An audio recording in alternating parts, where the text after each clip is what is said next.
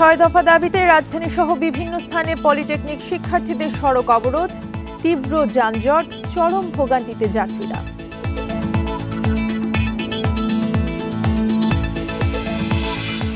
ডিসেম্বরের মধ্যে জাতীয় নির্বাচনের দাবিতে অনড় বিএনপি, প্রধান উপদেষ্টার সাথে বৈঠকে অবস্থান তুলে ধরবেন নেতারা।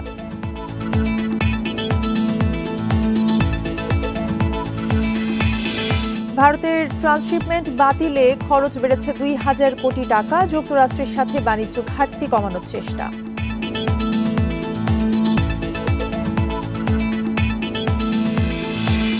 শোভাযাত্রার মোটিভ শিল্পী মানবেন্দ্রের বাড়িতে দুর্বৃত্তদের আগুন, জড়িতদের গ্রেফতারের চেষ্টা চলছে সংস্কৃতি উপদেষ্টা।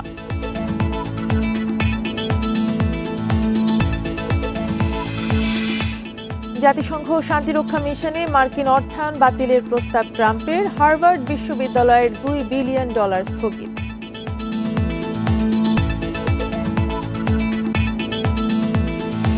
বান্ডেল থাকলে প্রতি সেনমানিতে টাকা বাঁচবে। বিকাশ সেনমানি বান্ডেল কিনে জিতুন প্রতি লেনদেনে।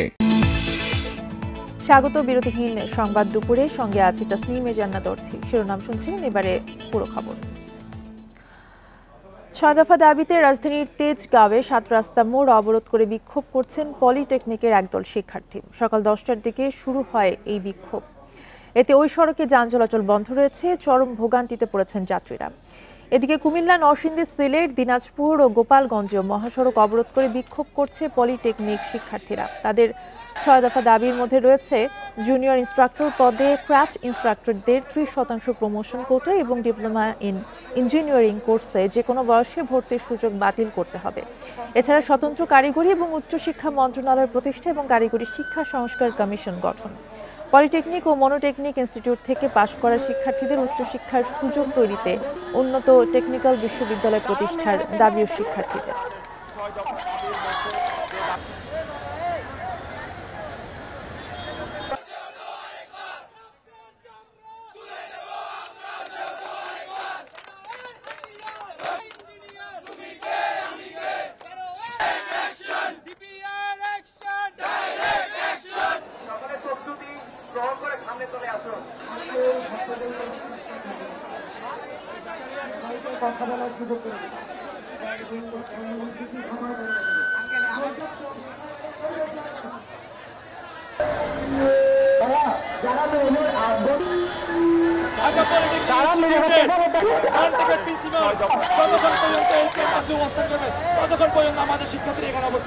জুনিয়র ইনস্ট্রাক্টর পদে ক্রাফট ইনস্ট্রাক্টরদের পদোন্নতির হাইকোর্টের যে অবৈধ রায় তা অনতিবিলম্বে বাতিল করতে হবে।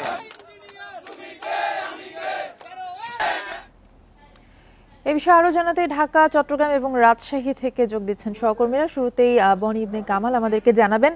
বনি, আপনি জানাবেন যে পুরো রাস্তা কিন্তু অবরোধ করে শিক্ষার্থীরা বিক্ষোভ করছেন, সড়কে ভোগান্তি কেমন দেখছেন?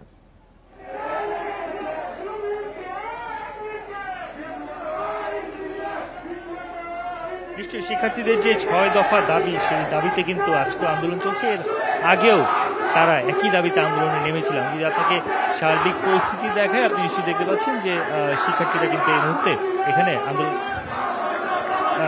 এখানে আন্দোলন করছে। এবং এই যে শিক্ষার্থীদের যে আন্দোলন, সেই আন্দোলনের ফলে কিন্তু আমরা দেখতে পাচ্ছি যে শুধুমাত্র যে তেজগাঁ সড়কেই যান চলাচল বন্ধ হচ্ছে ঠিক এমন নয়। তেজগাঁর ভিতরে যে অন্যান্য সড়কগুলো রয়েছে, আশপাশের যে সড়ক রয়েছে, সেগুলোতেও কিন্তু আসলে গাড়ি চলাচল বন্ধ রয়েছে। তবে শিক্ষার্থীরা বলছেন যে আসলে তাদের যে দাবি, সেই দাবি মেনে নেওয়া হলেই তারা এখান থেকে সরে যাবেন। তাদের যে মূলত ৬টি দাবি রয়েছে, তার মধ্যে একটি দাবির মধ্যে সবচেয়ে বড় বা অন্যতম যে দাবি, সেটি হচ্ছে যারা এতদিন ল্যাব টেকনিশিয়ানদের পরিচিত ছিল, যাদের আসলে ক্রাফট ইনস্ট্রাক্টর বলা হতো, তাদেরকে জুনিয়র ইনস্ট্রাক্টর পদে হাইকোর্ট থেকেও স্বীকৃতি দেওয়া হয়েছে। এবং এই হাইকোর্ট থেকে স্বীকৃতি যেটা দেওয়া হয়েছে, সেটি আসলে তারা বাতিলের দাবি জানাচ্ছেন। অর্থাৎ কেউ যেন সেই পদে থাকতে না পারে, তাদেরকে অবসান করতে হবে। এছাড়াও তাদের অন্যান্য যে অন্যতম যে দাবিগুলো রয়েছে, সেই দাবির মধ্যে এমনও আছে যে কোনো যে কারিগরি শিক্ষার সঙ্গে জড়িত কারিগরি বোর্ডের কেউ কিন্তু যেন নন টেকনিক্যাল পার্সন না হয়, সেই বিষয়টি নিশ্চিতেরও দাবি জানিয়েছে। আমি যদি আপনি একটা রাস্তার পরিস্থিতি দেখাতে চাই, আমরা কিন্তু দেখতে পাচ্ছি যে এই আন্দোলনের কারণে সড়কে ব্যাপক ধরনের ভোগান্তি এরই মধ্যে সৃষ্টি হয়েছে। বিশেষ করে 7 রাস্তায় সংযুক্ত হয় এমন যতগুলো সড়ক আছে সড়কে কিন্তু যান চলাচল বন্ধ হয়ে গিয়েছে। আমরা যদি একটু দেখাতে চাই, আকিজের যে ইলেকট্রিক গাড়ির যে বিক্রয়োত্তর জায়গাটি রয়েছে সেখান থেকে যে গাড়িগুলো আসলে এই 7 রাস্তার জায়গায় উঠে সেই সড়কটিও কিন্তু বন্ধ করে দেওয়া হয়েছে। মূল সড়কের 2 পাশ তো বন্ধ আছে, এছাড়াও অলিগলি, যেসব অলিগলি থেকে এসে প্রধান সড়কে ওঠা যায় সেই সড়কগুলো বন্ধ করে দেওয়া হয়েছে। পাশাপাশি শুধুমাত্র যে সড়ক বন্ধ করেছে এমনটি নয়, ফ্লাইওভারের উপরেও কিন্তু আসলে শিক্ষার্থীরা অবস্থান নিয়েছে এবং ফ্লাইওভারের উপরেও একটি তীব্র যানজট আমরা কিন্তু দেখতে পাচ্ছি, তীব্র যানজট সৃষ্টি হয়েছে। আমরা কিছুক্ষণ আগে আসলে ধারণা নেওয়ার চেষ্টা করছিলাম যে কতটুকু দূর পর্যন্ত এই যানজট ছড়িয়ে পড়েছে। আমরা যতটুকু দেখতে পাচ্ছি যে বেইলি রোড পর্যন্ত, এই যে বেইলি রোড থেকে তেজগাঁর দিকে আসার যে মূল সড়ক, এই পুরো সড়কটি আসলে একেবারেই কলাপস করেছে, একেবারেই যান চলাচল বন্ধ হয়েছে। আমরা সাধারণ মানুষের সঙ্গে কথা বলছিলাম, তারা বলছিলেন যে আসলে আন্দোলনের জন্য অন্য কোনো পদ্ধতি বা অন্য কোনো পন্থা বেছে নিলে শিক্ষার্থীরা, সেই ক্ষেত্রে তাদের জন্য এই ভোগান্তিটা হয়তো হতো না। তারা এই দাবিটাও কিন্তু জানিয়েছেন। আমরা বিভিন্ন বাসের যারা চালক রয়েছে, গণপরিবহনের চালক, তাদের সঙ্গেও কথা বলার চেষ্টা করেছিলাম। তারাও কিন্তু একই কথা বলছিলেন যে আসলে এই যে আন্দোলন, এই আন্দোলনের ফলে তাদের মধ্যে এক ধরনের সীমাহীন ভোগান্তি সৃষ্টি হচ্ছে। তবে শিক্ষার্থীরা এই ভোগান্তির কথা স্বীকারও করছেন। তারা বলছেন যে তাদের দাবি মেনে নেওয়া মাত্রই তারা আসলে এই পুরো সব যে অবস্থান কর্মসূচি বা অবরোধ সেটি কিন্তু তারা তুলে নেবেন। শুধুমাত্র তেজগাঁয়ের এই জায়গায় এই অবস্থা এমনটি কিন্তু নয়, আমরা খবর পেয়েছি মোহাম্মদপুরেও অনেকটা এরকমই পরিস্থিতি আমরা এরকম জানতে পেরেছি। একইভাবে কিন্তু দেশের বিভিন্ন প্রান্তে, যেমন চট্টগ্রাম থেকে আমাদের সাথে আব্দুল্লাহ রাকিব আছেন, তিনি জানাবেন সেখানকার খবর। আব্দুল্লাহ রাকিব, আপনি জানাবেন যে 6 দফা দাবিতে যে পলিটেকনিকের শিক্ষার্থীরা বিক্ষোভ শুরু করেছেন, চট্টগ্রামের মহাসড়কও কিন্তু আটকে রেখেছেন, সেক্ষেত্রে আসলে যান চলাচল কিভাবে করছে বা সেখানকার ভোগান্তি নিয়ে জানাবেন।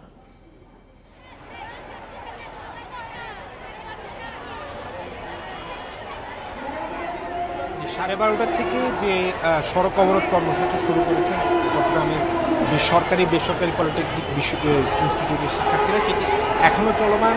মানুষের আসলে ভোগান্তি ব্যাপক আমরা যদি বলতে চাই। এখানে এটি চট্টগ্রামের প্রধান সড়ক, অর্থাৎ 2 নম্বর গেট মোড়ে শিক্ষার্থীরা অবস্থান নিয়েছেন এবং এখানে চারপাশে শত শত গাড়ি আমরা দেখছি আটকা পড়েছে।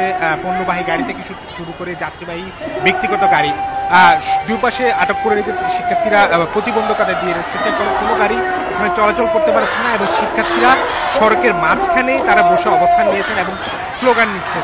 আমরা কিছুক্ষণ আগে আসলে শিক্ষার্থীদের সাথে পুলিশ প্রশাসন, বিশেষ করে আইন শৃঙ্খলা রক্ষাকারী বাহিনীর একটি উত্তেজনাকর পরিস্থিতি তৈরি হয়েছিল। অর্থাৎ আইন শৃঙ্খলা রক্ষাকারী বাহিনী শুরু থেকে এখানকার পর্যবেক্ষণ করছিলেন এবং তারা দূরে দাঁড়িয়ে আসলে এই পরিস্থিতিকে সামলানোর চেষ্টা করছেন এবং শিক্ষার্থীদেরকে কিভাবে তাদেরকে সরানো যায়, কিছুক্ষণ আগে তাদেরকে সরানোর চেষ্টা করলে শিক্ষার্থীদের সাথে একটি বাক বিতণ্ডার মতো পরিস্থিতি তৈরি হয়।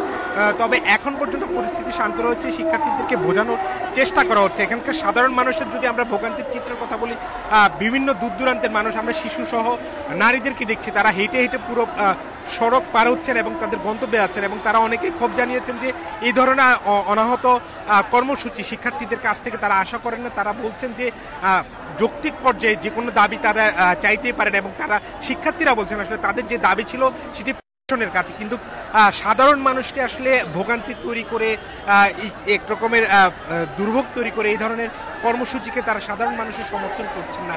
তবে শিক্ষার্থীরা বলছে যে তাদের যে দাবিগুলো তারা বারে বারে প্রশাসনকে জানিয়ে এসেছেন। রমজান মাস জুড়ে তারা আন্দোলন করেছেন, তারা ক্লাস পরীক্ষা বর্জন করেছেন, তাদের সেই কর্মসূচিগুলো তারা সরকারের দপ্তরগুলোতে জানিয়েছেন, কিন্তু কোনো ধরনের কার্যকর ব্যবস্থা না নেওয়া তারা অনেকটা বাধ্য হয়ে সারা দেশের মতো চট্টগ্রামের শিক্ষার্থীরা এখানে অবস্থান নিয়েছেন।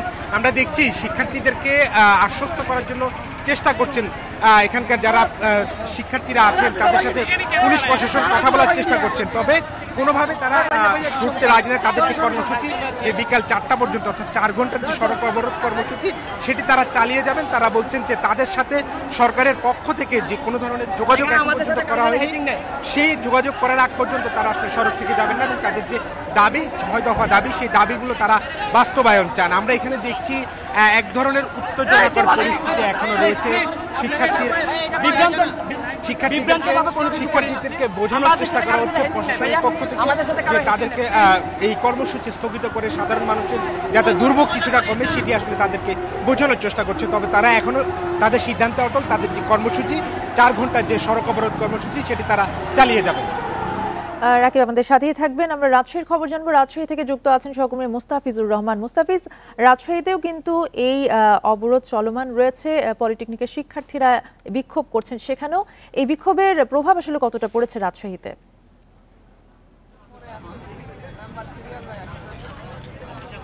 দেখুন, যখন ওই সড়ক পথ অবরোধ করে রেলপথ অবরোধ করে কোনো বিক্ষোভ হয় বা কর্মসূচি পালন করা হয় তখন স্বাভাবিকভাবেই কিন্তু সড়কের গাড়িগুলো থমকে যায় এবং রেল কিন্তু থমকে যায়, যার ফলে যাত্রী দুর্ভোগ বা জনদুর্ভোগ সেটি কিন্তু বাড়ে। কিন্তু এখানে যারা শিক্ষার্থীরা রয়েছেন তারা কিন্তু একটি কথা বলছিলেন যে তারা দীর্ঘ 6 মাস ধরে কিন্তু আন্দোলন করে আসছেন। তারা এতদিন তারা ক্যাম্পাসের গণ্ডির মধ্যেই কিন্তু তারা সীমাবদ্ধ ছিলেন, কিন্তু বাধ্য হয়ে আজকে তারা রাস্তায় নেমেছেন। ঠিক গতকাল থেকে আমরা দেখেছিলাম যে রাজশাহী নগরীর রেলগেট এলাকায় তারা অবরোধ করেছিলেন এবং পরবর্তীতে সেনাবাহিনীর সদস্যরা এসে যান চলাচল স্বাভাবিক করে এবং এরপরে পরবর্তীতে আমরা দেখেছিলাম যে শিক্ষার্থীদের একটি দল জেলা প্রশাসকের কাছে তাদের স্মারকলিপি প্রদান করেছিল এবং সেখান থেকে কিছুটা আশ্বস্ত হয়েছিল। কিন্তু তারপরও আজকে তারা এসেছে যে তারা ঠিক আস্থার যে জায়গাটি সেটি এখনো নিশ্চিত হতে পারেনি। তাদের যে 6 দফা যে দাবি রয়েছে এবং তারা বলছেন যে এটি তাদের আজকের দাবি নয়, এটি তাদের দীর্ঘদিনের দাবি এবং এটি মানতে সরকার পক্ষ কখনো আগ্রহ দেখায়নি, এমনকি অভিযোগ করেছেন। আমি যদি তাদের দাবিগুলো বলি যে জুনিয়র ইন্সট্রাক্টর পদ, ক্রাফট ইন্সট্রাক্টরদের অবৈধ পদোন্নতি রায় বাতিল করতে হবে। এছাড়াও কিন্তু এখানে একটি কথা বলা হয়েছে যে কারিগরি সেক্টর পরিচালনার ক্ষেত্রে সহকারী পরিচালক, বোর্ড চেয়ারম্যান থেকে সচিব এবং সংশ্লিষ্ট সকল কর্মকর্তাই কারিগরি শিক্ষার অধীনে কিন্তু হতে হবে, এমনটি কিন্তু দাবি রয়েছে। এবং শিক্ষার্থীরা বলছিলেন যে তাদের এই ডিসিপ্লিনের তারা যে ডিসিপ্লিনে পড়াশোনা করছে ঠিক সেই ডিসিপ্লিনের প্রশাসনিক লোকজন, প্রশাসনিক কর্মকর্তারা থাকবেন, শিক্ষক থাকবেন, এটি কিন্তু তাদের প্রত্যাশা এবং তাদের যৌক্তিক দাবি সরকার মেনে নেবে। নানা বন্ধে তাদের এই অবস্থান কর্মসূচি চালিয়ে যাবে বলে জানাচ্ছেন রাজধানীর তেজগাঁ, চট্টগ্রাম এবং রাজশাহী থেকে জানাচ্ছিলেন আমাদের সহকর্মীরা। প্রায় 15 বছর পর ঢাকায় হতে যাচ্ছে বাংলাদেশ ও পাকিস্তানের পররাষ্ট্র সচিবদের বৈঠক। বৃহস্পতিবার রাষ্ট্রীয় অতিথি ভবন পদ্মায় হবে এই বৈঠক। এতে যোগ দিতে ঢাকা পৌঁছেছেন পাকিস্তানের পররাষ্ট্র সচিব আমনা বালুচ। তিনি কাল তার দেশের পক্ষে প্রতিনিধি দলের নেতৃত্ব দেবেন, আর বাংলাদেশের পক্ষে নেতৃত্ব দেবেন পররাষ্ট্র সচিব মোহাম্মদ জসিমউদ্দিন। জানা গেছে, কোনো নির্দিষ্ট এজেন্ডা নির্ধারণ করা না হলেও বৈঠকে দ্বিপাক্ষিক স্বার্থ সংশ্লিষ্ট নানা বিষয়ে আলোচনা হবে। ঢাকায় অবস্থানকালে আমনা বালুচ প্রধান উপদেষ্টা এবং পররাষ্ট্র উপদেষ্টার সঙ্গে সৌজন্য সাক্ষাৎ করবেন। সবশেষ 2010 সালে দুদেশের মধ্যে শেষ পররাষ্ট্র সচিব পর্যায়ের বৈঠক হয়েছিল। এদিকে চলতি মাসের শেষে ঢাকা সফরে আসছেন পাকিস্তানের উপপ্রধানমন্ত্রী এবং পররাষ্ট্রমন্ত্রী ইসহাক দার।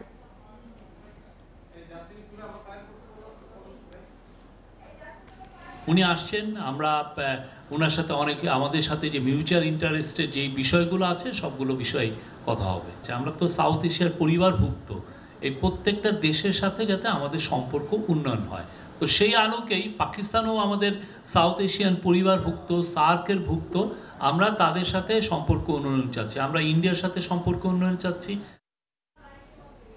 ভারতের ট্রান্সশিপমেন্ট বাতিলে 2000 কোটি টাকার খরচ বেড়েছে, সে ক্ষতি পুষিয়ে নেওয়ার চেষ্টা চলছে বলে জানিয়েছেন বাণিজ্য উপদেষ্টা শেখ বশির উদ্দিন। দুপুরে সচিবালয়ে এই কথা জানান তিনি। এ সময় তিনি আরও বলেন, যুক্তরাষ্ট্রের এক পেশে শুল্ক আরোপের বিষয়টি প্রধান উপদেষ্টা নিজে দেখছেন। দেশটি বাংলাদেশের রপ্তানির পণ্য থেকে $1 বিলিয়ন শুল্ক আয় করে, তারপরেও তাদের সঙ্গে বাণিজ্য ঘাটতি রয়েছে, আর এসব নিয়ে আলোচনা করতেই যুক্তরাষ্ট্র সফরে যাচ্ছেন অর্থ উপদেষ্টা। বাংলাদেশের রপ্তানি আয় $50 বিলিয়ন জানিয়ে বাণিজ্য উপদেষ্টা বলেন, এর বিপরীতে আমদানি $80 থেকে $90 বিলিয়ন। আর এই ঘাটতি মেটাতে সাহায্য করে রেমিটেন্স। অর্থ পাচার বন্ধ হওয়ায় ব্যাংকিং চ্যানেলে বেশি অর্থ আসছে বলেও জানান তিনি। এ সময় সয়াবিনের বাড়তি দাম প্রসঙ্গে বলেন, রাজস্ব বাড়াতেই 14 টাকা দাম সমন্বয় করতে হয়েছে।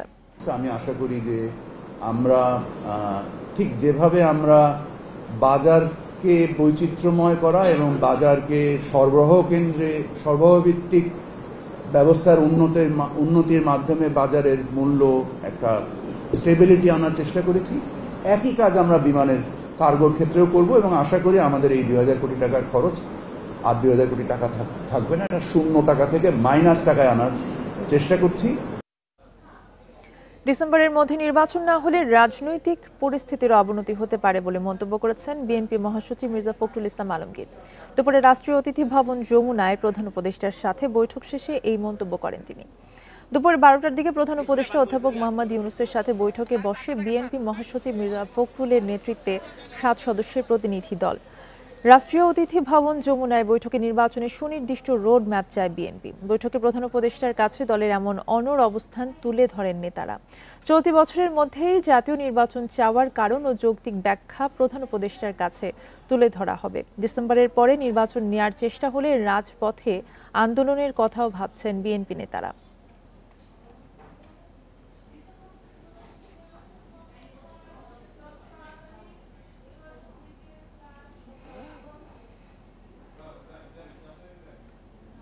আপনারা দেখছেন বিরতিহীন সংবাদ দুপুর। সংবাদে আরো যা থাকছে।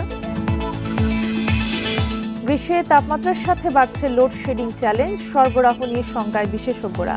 এসি ব্যবহারে হ্রাস টানায় জোর।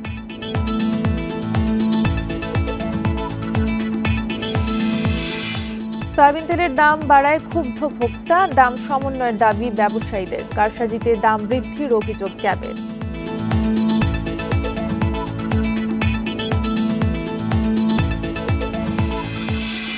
মিয়ানমারে 3 দফায় 151.5 টন খাদ্য এবং চিকিৎসা উপকরণ বিতরণ এবং উদ্ধার অভিযান শেষে দেশে ফিরেছে সামরিক বাহিনীর সদস্যরা।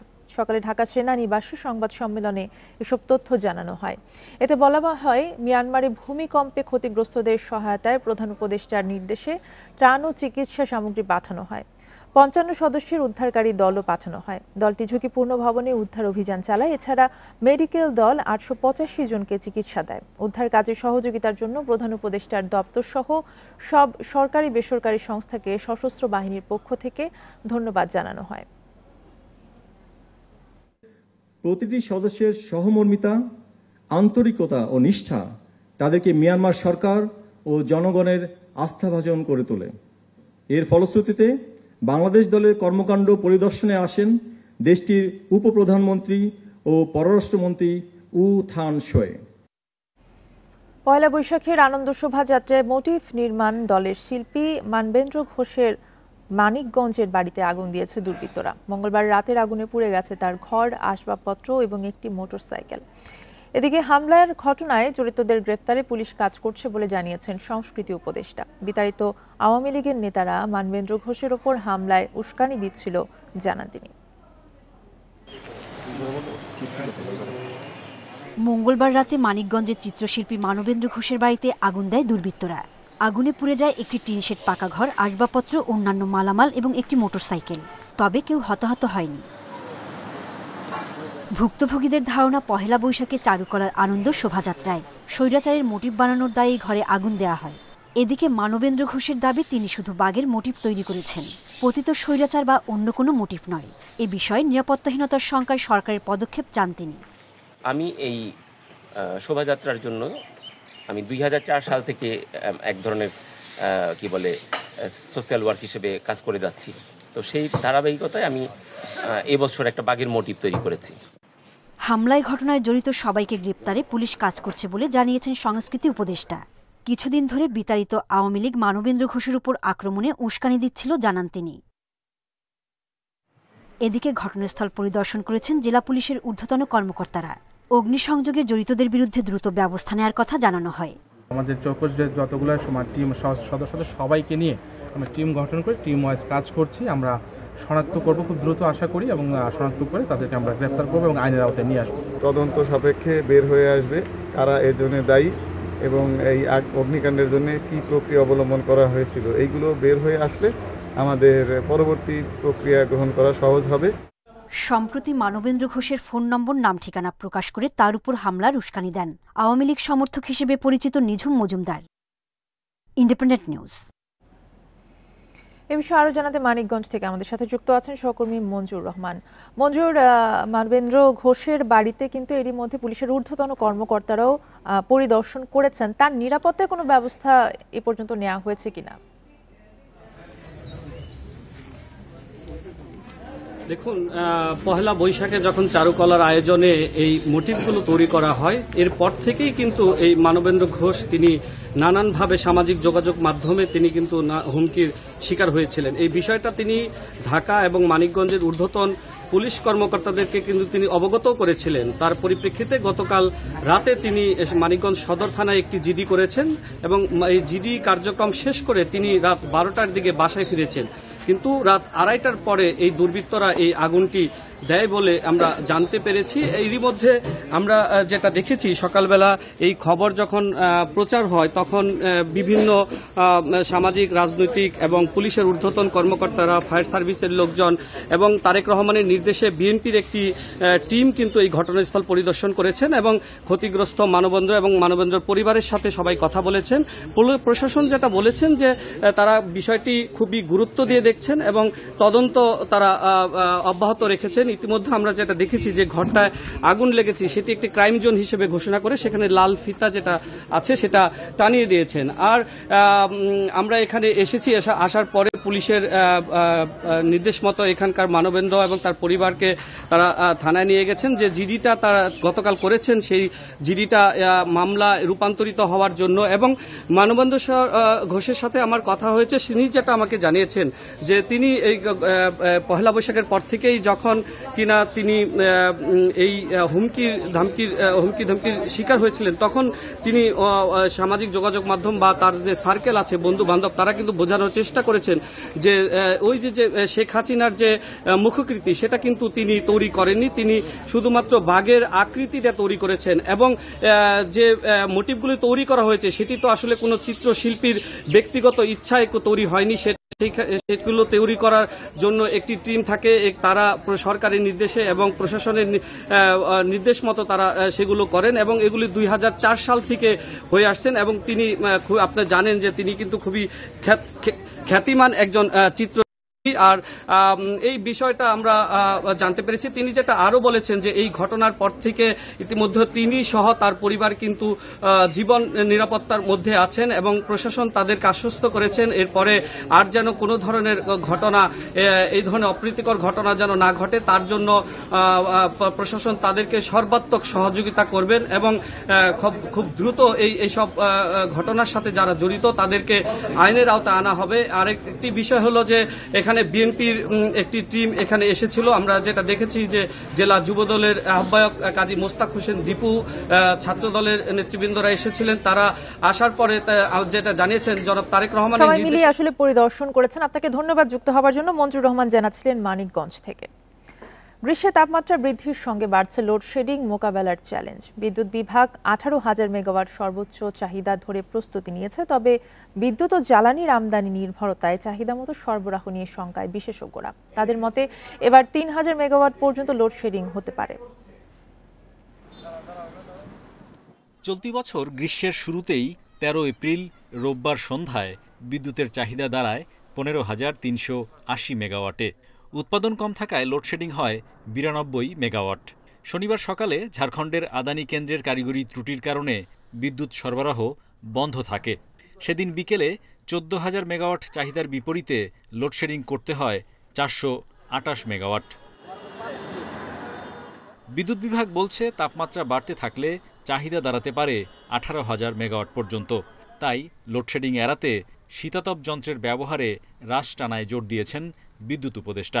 18-19-এ না রেখে 20 এসব ইয়েতে না রেখে আমরা যদি এয়ার কন্ডিশনারগুলোকে যদি ইয়েতে ব্যবহার করতে পারি, 25-26 করতে পারি, তাহলে কিন্তু 3,000 মেগাওয়াটের 2 থেকে 3,000 মেগাওয়াটের মতো ওই যে কুলিং লোড কমে যাবে।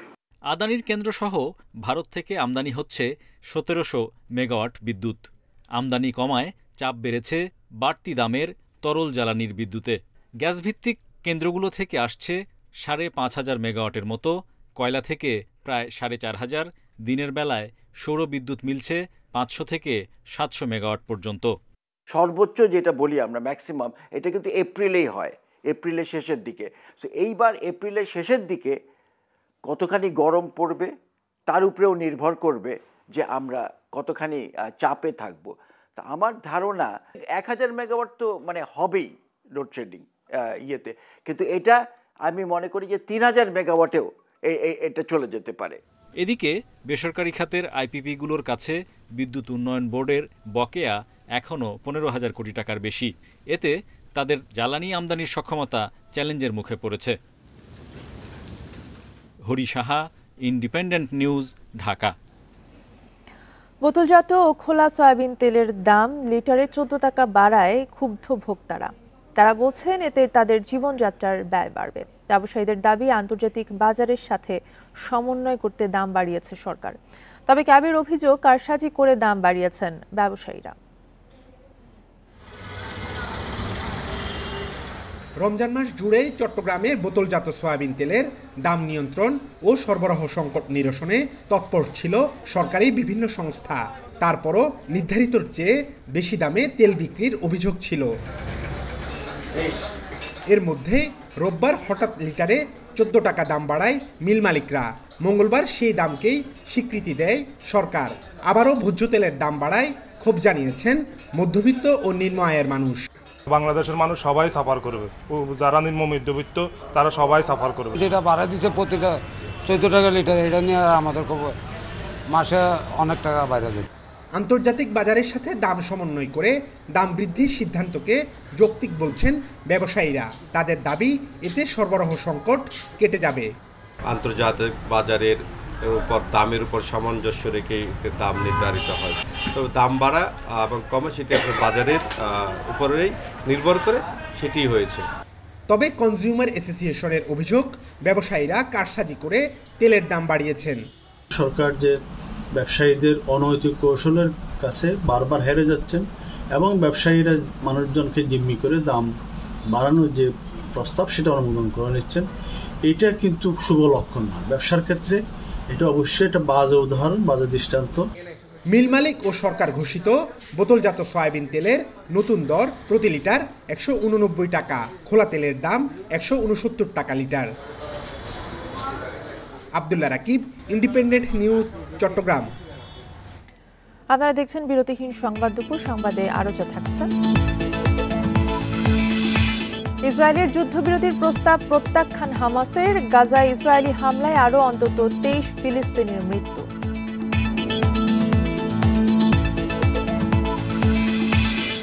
বিদায়ের সংজ্ঞা নিয়ে রাত 1টায় চ্যাম্পিয়ন্স লিগে আর্সেনালের মুখোমুখি রিয়াল। আরেক ম্যাচে লড়বে বায়ার্ন ও ইন্টার।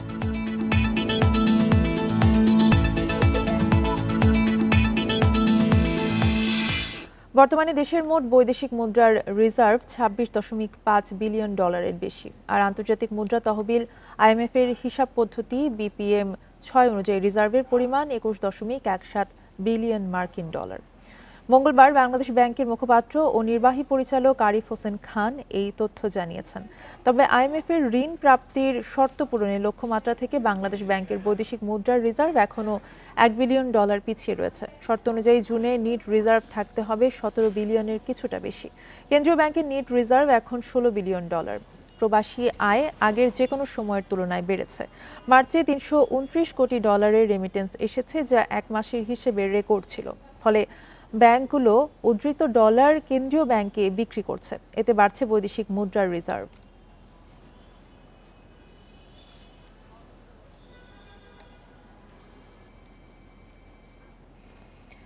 দেশের বেসরকারি খাতে ঋণ প্রবাহে কয়েক বছর ধরে ভাটা চলছে। চলতি অর্থ বছরের ফেব্রুয়ারিতে অর্থনীতির প্রধান এই খাতের ঋণ প্রবৃদ্ধি নেমে এসেছে 6% ঘরে। ফেব্রুয়ারির শেষে বেসরকারি খাতে ঋণ প্রবৃদ্ধি হয়েছে 6.82%। চলতি অর্থ বছরের ঘোষিত মুদ্রানীতিতে 9.8% প্রবৃদ্ধির লক্ষ্য নির্ধারণ করা হয়। জানুয়ারিতেও বেসরকারি খাতে ঋণ প্রবৃদ্ধি ছিল 7.15%। বাংলাদেশ ব্যাংকের তথ্য অনুযায়ী ফেব্রুয়ারিতে বেসরকারি খাতের ঋণ প্রবৃদ্ধির হার 21 বছরের মধ্যে সর্বনিম্ন। সবশেষ 2004 সালের ফেব্রুয়ারিতে এ খাতে ঋণ প্রবৃদ্ধি 6.82%-এর নিচে নেমেছিল। বেসরকারি খাতে নতুন বিনিয়োগ প্রায় নেই। আবার ব্যাংক খাত থেকে ভুয়া কোম্পানি তৈরি করে অর্থ লোপাটও বন্ধ হওয়ায় বেসরকারি খাতে ঋণ প্রবৃদ্ধি এত কমেছে।